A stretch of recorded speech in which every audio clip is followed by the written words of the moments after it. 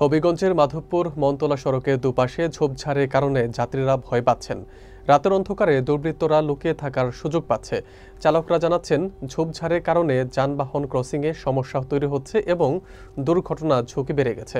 স্থানীয়রা দাবি করছেন, দ্রুত ঝোপঝাড় পরিষ্কার করে আলো ও নিরাপত্তা ব্যবস্থা নিশ্চিত করা প্রয়োজন। বিস্তারিত থাকছে নাহিদ মিয়ার প্রতিবেদনে।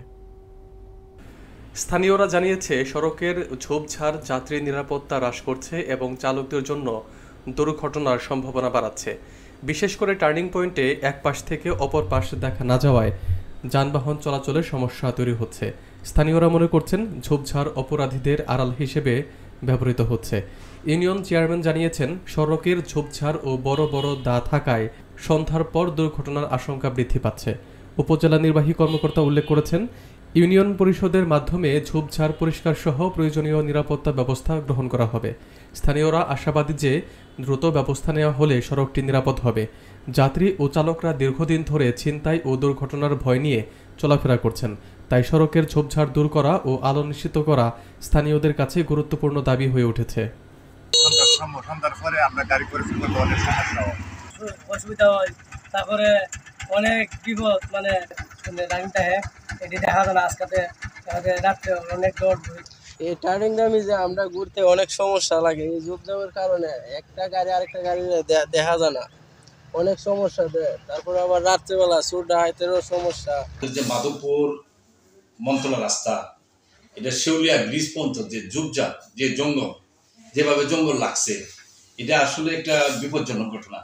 ইহানো বিগত দিনে ইহানো মাসে 1-2 বার ডাকাতি হতো। এটা কিন্তু দীর্ঘদিন অফ ছিল।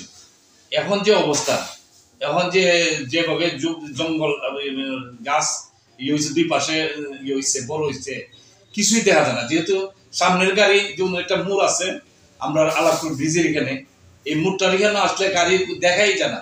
এই গাছ থেকে রোড আর গাড়ি আসতেছে কিনা, গাড়ি হয় কিনা।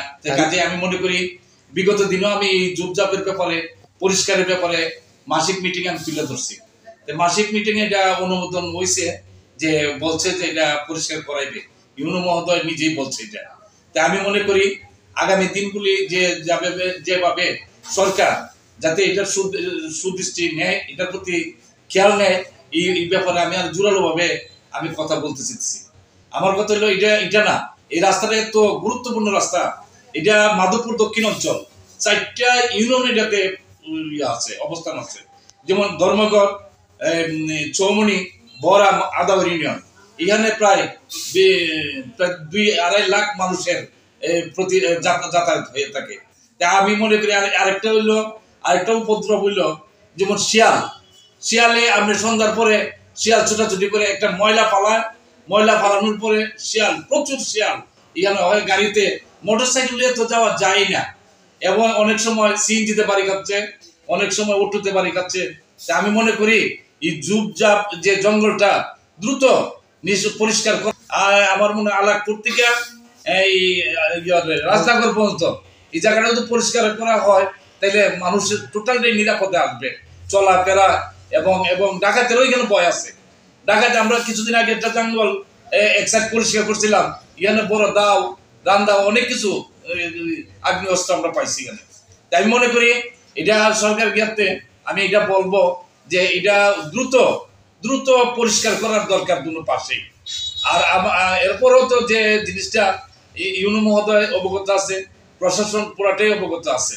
তা আমি আশা করি, যাতে জঙ্গলটা আসলে দুইনো সাথে জঙ্গল থাকাতে এটা বন্ধ করা হয়ে থাকে। পুলিশ আমাদের এখানে নিয়মিত করে, টহল দেয়, দিলেও ওইটা করতে পারে না, মানে ওই জঙ্গলের কারণে মানে খবর করতে পারে না।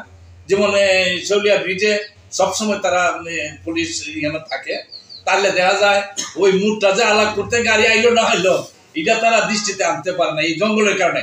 আমি মনে করি জঙ্গলটা দ্রুত পরিষ্কার করা দরকার, আমি মনে করি।